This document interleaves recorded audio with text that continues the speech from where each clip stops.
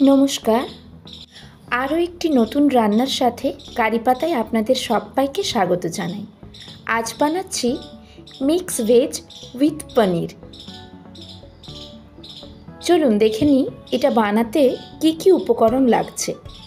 প্রথমেই নিয়েছি কুমড়ো, একটু লম্বা করে কেটে নিয়েছি। নিচ্ছি গাজর, সেটাও ছোট করে কুচিয়ে নিয়েছি।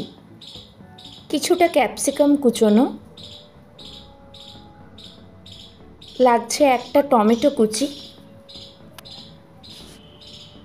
অল্প বেগুন ছিল সেটাও টুকরো করে কেটে দিয়ে দিয়েছি। কিছুটা কুচোনো বাঁধাকপি, কুচোনো বিনস আর মটরশুঁটি।